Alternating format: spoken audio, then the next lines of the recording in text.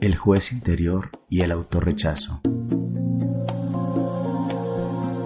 Quiero compartirte algunas ideas acerca de la curación, la sanación y la autoaceptación. Quizá muchas de estas ideas las has escuchado, y es que no existe el hilo negro o el hilo recién descubierto. En el fondo, todas las personas tenemos un gran potencial sanador, restaurador, que equilibra, que nos sirve.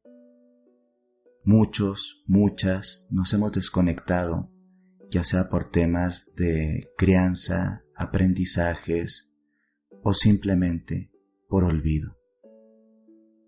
Quiero hablarte ahora un poco de cómo reconectarte con una parte que tiene que ver mucho con tu salud en todas las áreas de tu vida. Y es que cómo vamos a ser sanos y plenos, cómo vamos a ser personas completas si seguimos fisurados, rotos, quebrados o incluso amputados.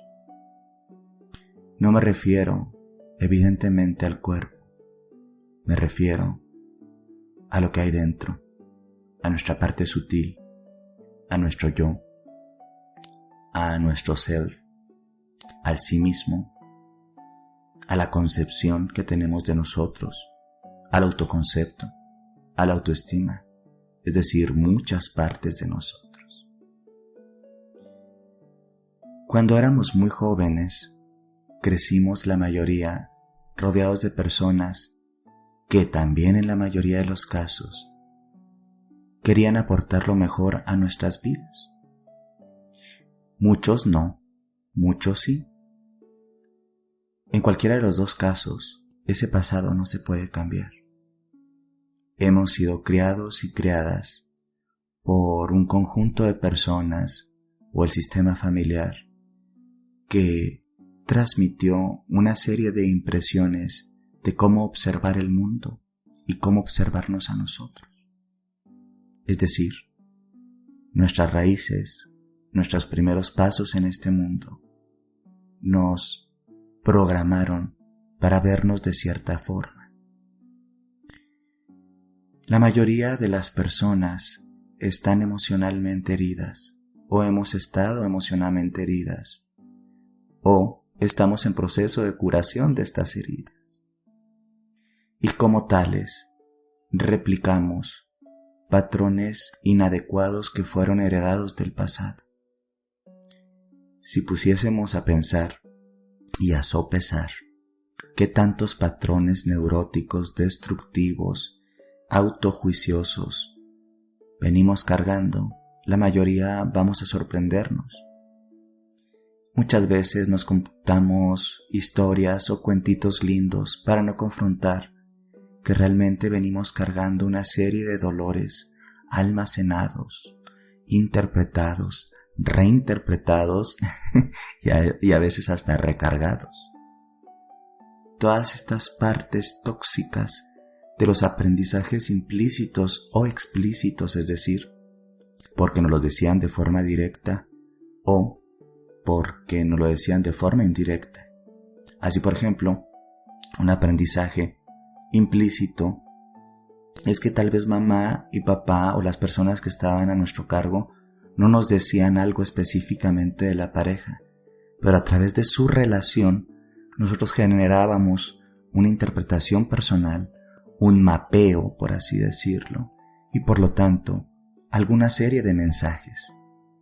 Ya sea que la relación fuera destructiva, constructiva, violenta, amorosa o de cualquier otra forma, el solo hecho de estar presentes y observando, a veces incluso sin saber que estás observando, el patrón se internaliza y se genera una idea nuclear, una idea acerca del mundo que dice algo así como, ok, así son las relaciones entre pareja.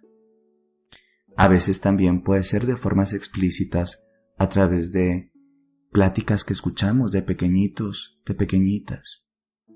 Pudieron haber sido charlas en la tele o charlas directamente con las personas, en donde se decían cosas como, y es que el amor es sufrir, o todos los hombres son esto o aquello, y pues en cualquiera de los casos, el código, el aprendizaje, el mapeo del mundo se instauró. Esta instauración acerca de las parejas tiene también que ver acerca con el dinero, o tiene que ver también con la felicidad, o tiene también que ver con el éxito. Es decir, a lo largo de nuestra vida hemos sido sometidos de formas inconscientes mayoritariamente a una serie de aprendizajes que nos enseñaron a leer el mundo mayoritariamente de forma dolorosa, traumática, neurótica, es decir, destructiva. Y diremos pues, ¿cómo va a ser que la mayoría de las personas hemos sido enseñadas a vivir de forma neurótica? ¿Cómo es posible que la normalidad o lo más común sea el dolor, el desorden? Bueno, me gustaría tener una respuesta un poco más profunda acerca de esto, pero la realidad es que tiene que ver con el sistema que está bastante interesado en que las personas estemos desconectadas, partidas, fisuradas, porque así nos transformamos en adultos que están sujetos a una gran necesidad de compensación, y eso nos hace altamente productivos para un sistema capitalista, violento, bélico y enfermo que nos usa. Y esto no lo podemos remontar a hace 10 años o 20. Esto está instaurado hace mucho, pero mucho tiempo. Y dirás, bueno, ya a estas alturas, ¿qué tiene que ver esto con nosotros? Lo que te quiero decir de una forma más sencilla es que la mayoría de nosotros, la mayoría de las personas, hemos aprendido a vivir mal, seguimos replicando esta mala forma de vida y también la heredamos mayoritariamente de forma inconsciente. Por eso tengo que hablarte de un concepto básico para la transformación y para la restauración del equilibrio. Y este concepto le vamos a llamar el juez interior. Un juez interior es algo así como una serie de pensamientos prácticamente autónomos que se han construido a lo largo del tiempo y que, a través de palabras y conceptos descalificadores, destructivos, limitan nuestra capacidad para ser felices, para disfrutar y para autoaceptarnos. El juez interior es una serie de palabras, conceptos, imágenes, formas que psicológicamente son destructivas para nosotros. ¿Cómo se formó y quién lo metió ahí en la cabecita y en el corazón? A veces tal vez en el cuerpo. Bueno, el juez interior es el producto directo del autoconcepto que empezamos a desarrollar cuando éramos muy jóvenes. Ya como te lo dije, a través de formas implícitas o explícitas. En este proceso, el juez interior se fue haciendo cada vez más grande, más grande y más grande. Y quizá al principio era algo así como un agente regulador para decirnos qué era ser bueno y qué era ser malo en el mundo.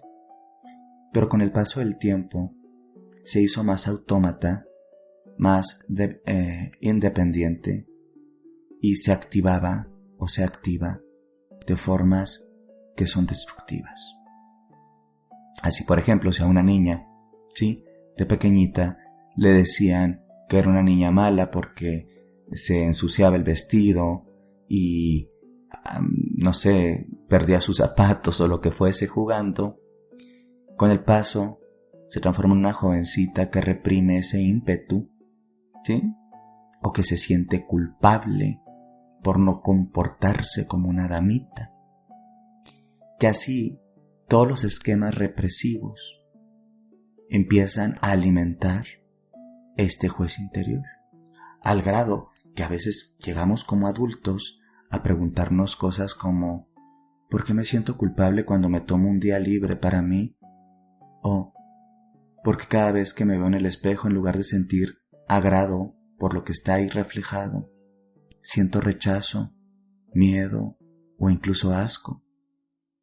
Es decir, el juez interior es ese esquema de autodesprecio que está normalizado y que es más, está reforzadísimo socialmente para que nos volvamos autómatas compulsivos que quieren compensar minusvalía que sentimos comprando generalmente cosas o adquiriendo estilos de vida que le son convenientes a este sistema depredante.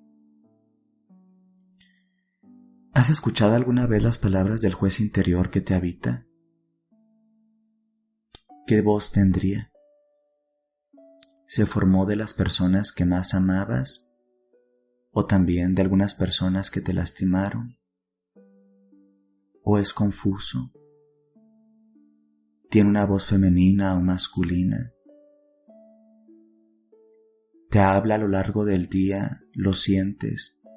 ¿O es muy poco usual que te percates que está ahí? Estas preguntas son importantes para la autorreflexión.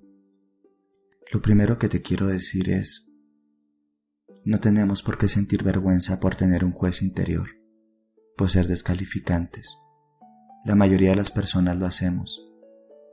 Una pequeña parte de las personas es consciente de que lo hace y una parte todavía más pequeñita pone el esfuerzo y la conciencia para liberarse, para sanarse en ese sentido. Entonces, lo primero que vamos a entender es que este juez interior es como un software malicioso que está en tu sistema y que está continuamente auto boicoteándote, juzgándote, molestándote y provocando autorrechazo. Entonces, para empezar, podemos decir que no lo queremos y no nos sirve. Es decir, no tiene una funcionalidad. Es un agente disfuncional. Entendiéndolo así, en un acto de amor, en un acto de respeto y en un acto de curación, podemos estar dispuestos a cambiar. Esto es lo primero que se necesita. Tener disposición a cambiar. Tener un poquito de disposición a cambiar. Si no tenemos disposición, de nada serviría que fuésemos a terapia, leyéramos libros, estuviéramos inscritos en talleres o cualquier cosa. Lo primero es estar dispuesto a cambiar y a trabajar sobre este tema. Bien, el segundo paso sería reconocer los discursos, las palabras, los insultos, los desprecios que sentimos hacia nosotros mismos y empezar a entender que este es el juez interior. Es más fácil ayudarnos a liberarnos de esta forma destructiva si ponemos un límite entre nuestro yo sano y un límite entre ese componente enfermo de nuestro psiquismo. Es decir, aprendo a decir que eso no soy yo. Pongo un límite entre eso y yo. Tú no eres tus errores. Tú no eres tus desaciertos. Los has cometido, pero no los eres. Hay algo más allá de ti.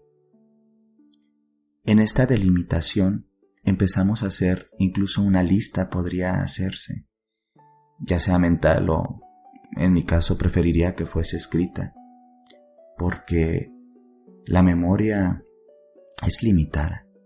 Una lista acerca de todas las cosas destructivas, espantosas, sucias y malsanas que hemos dicho de nosotros o decimos continuamente de nosotros. A esta lista le podríamos llamar la lista del autodesprecio. Vamos a empezar a hacerla. Ese sería un trabajo de semana a semana, no un trabajo de 1 hora o 2. Uno se va descubriendo, ¿sabes?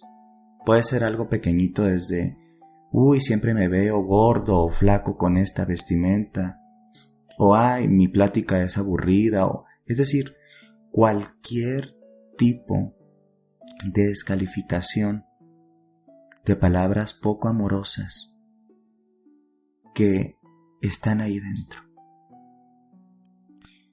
y que muchas veces proyectamos en los otros. Es decir, me imagino a veces que esa persona es así o asá y digo cosas espantosas de esa persona.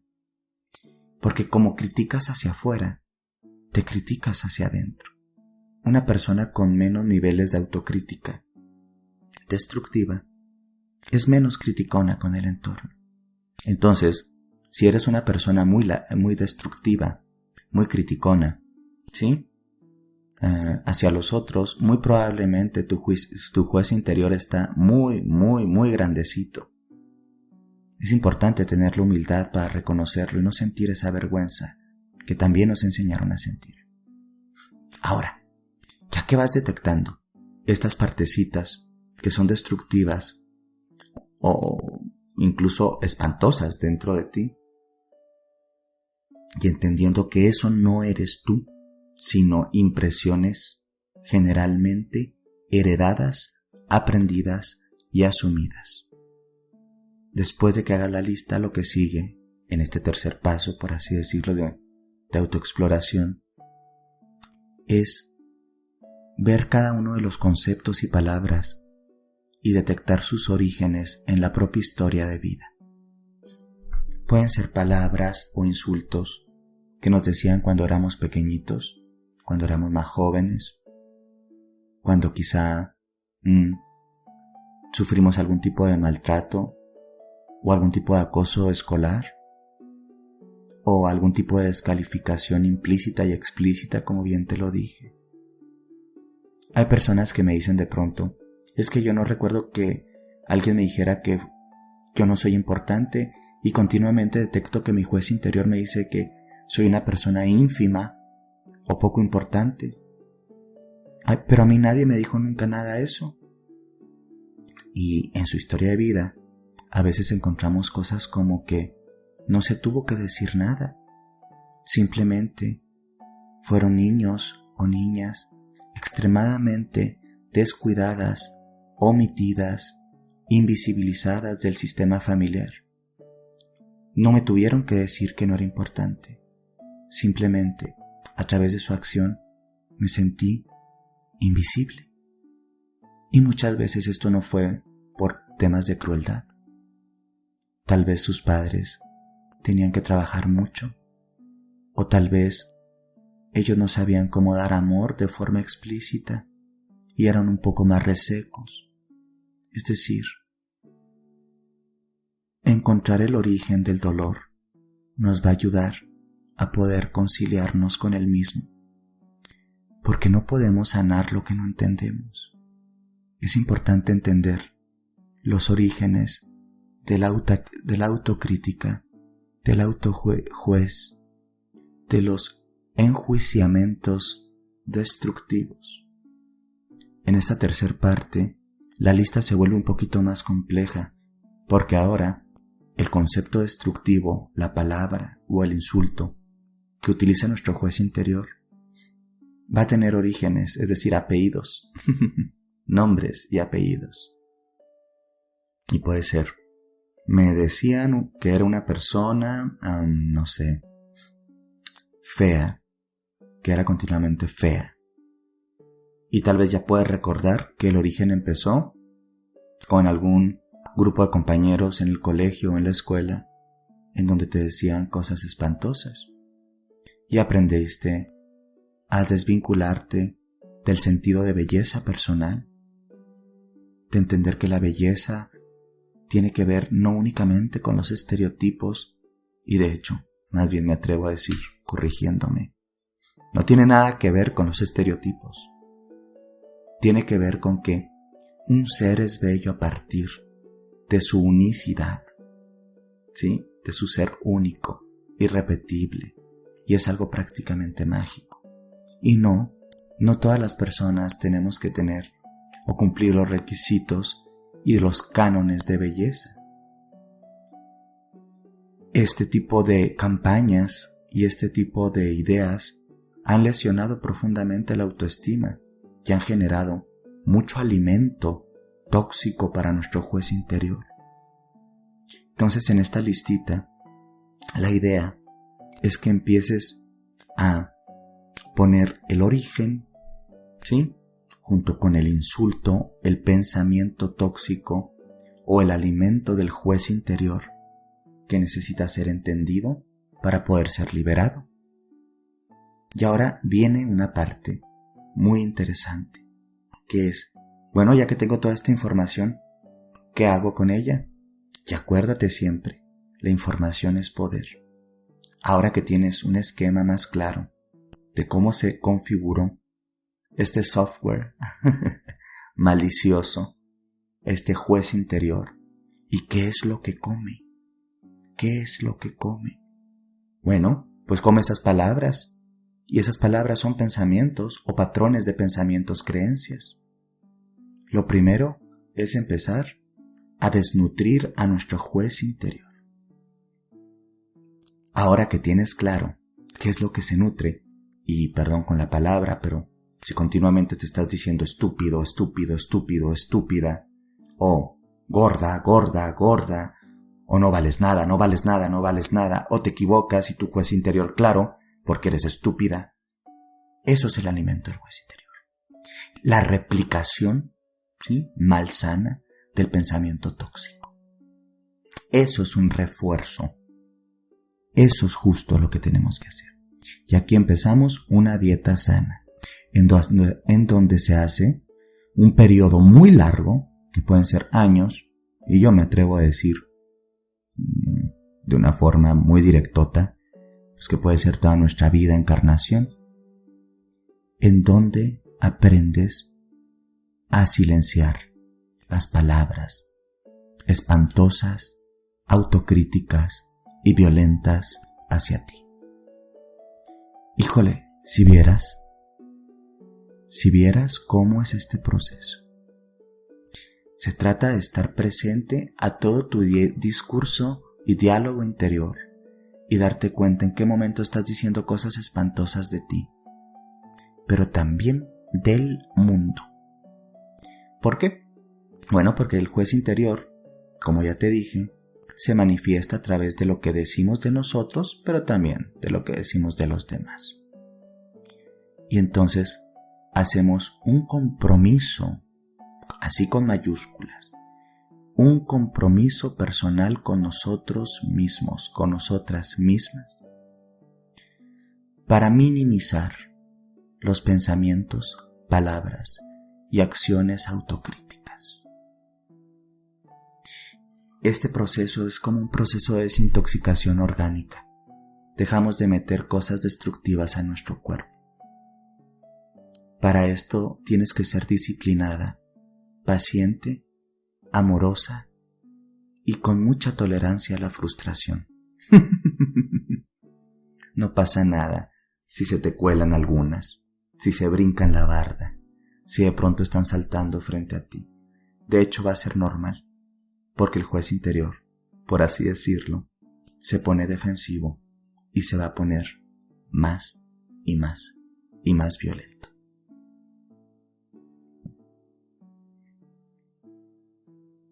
Ahora que estamos conscientes de que hemos detectado lo que alimenta al juez interior, de dónde viene, ¿sí? Y también ya vamos entendiendo a dónde va, que es nada más y nada menos que dañarnos, herirnos y provocar vidas disfuncionales. Ahora que se ha minimizado tal vez durante algunos meses los discursos destructivos, empieza un proceso muy bello que no se hace, por así decirlo, del 1, 2, 3, sino que mientras tú vas sacando los componentes, ideas, palabras referidas a ti y al mundo que son espantosas, vas haciendo trabajo de sustitución. Es como quitar del espacio mental, ¿sí?, un objeto y sustituirlo por un objeto hermoso y funcional. Aquí podemos, por ejemplo, empezar a quitar ideas espantosas acerca del autodesprecio corporal o psicológico y demás, por pequeños decretos de aceptación, amor, ¿sí? Compasión, ternura. ¿Sabes? No es tan difícil como se oye. Bueno, al principio quizá te sientas un poquito hipócrita y te sientas un poquito falsa o falso, pero va a ser normal. Estamos acostumbrados a despreciarnos más. Hay que tener una pizca bastante grande de autoternura, de autoamor, tratarnos de forma compasiva. No me refiero a lástima, me refiero a una compasión consciente, con ojos abiertos, entendiendo que estamos haciendo lo mejor que podemos con lo que tenemos y que no tenemos por qué sobreexigirnos. Entonces, mientras tú vas sacando de los códigos del lenguaje y vas sacando del esquema de pensamiento las cosas espantosas y macabras que te dices, empiezas a poner decretos como semillitas que van a ir germinando y se van a hacer más fuertes. Pueden ser decretos como: soy una persona interesante, soy una persona compasiva consigo misma, soy una persona paciente, valoro y amo mi cuerpo porque me permite disfrutar y vivir, honro mi vida, soy amada por la vida siempre me cuida, soy una persona agradable y abierta a tener nuevas amistades, me merezco el amor y aprendo a dar el amor de forma sana. Hay tantas y tantas que tú puedes ir diseñando, viendo, sintiendo. Cada quien dentro de sí tiene una fuente inagotable de sabiduría, que ahí está tu sanadora interior, tu sanador interior. Deja que brote de forma amorosa. Honra esas palabras, disfrútalas. Si bien, aunque al principio te sientas extraña o ajena a estos procesos, esto es reobservarte, aprender a verte con ojos limpios, sin tantas basuritas que hacía que te vieras de una forma difusa, distorsionada, enferma. Y es que si tú existes y estás aquí, de verdad, tienes una hermosa oportunidad de disfrutarlo, de aprovecharlo, de sacarle el jugo.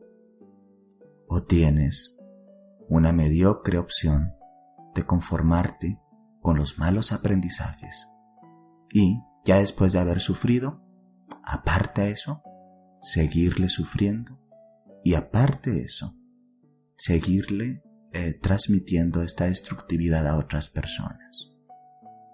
Así que yo creo que nos queda muy claro cuál es el camino que es más conveniente para todos y para todas. En este proceso de codificación y en este proceso de renombramiento, de reobservación, vas a sentir algo muy lindo. Generalmente es como la ligereza, estar más ligeritos. Y es que sí, se van muchas cargas que estaban ahí necesariamente. Y en esa ligereza se abren nuevos apetitos. Es como tener hambre después de que tuviste una desintoxicación y es un hambre buena. Te vas a dar cuenta que cada vez te es más apetitoso estar en entornos constructivos, con temas bonitos, con temas nutrientes, con pláticas más profundas o quizá simplemente más sanas.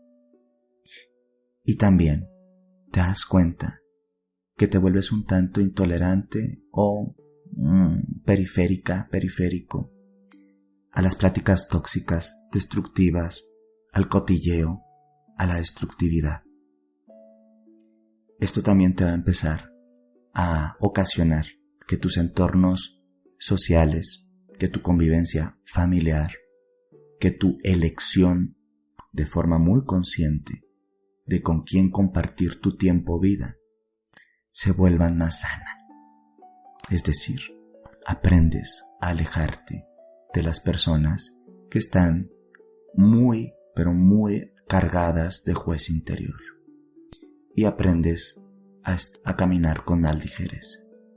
Este proceso a muchas personas les provoca miedo porque se preguntan, ¿y qué va a pasar? Entonces de pronto voy a ser inadaptada o inadaptado, o va a ser difícil la convivencia con las personas.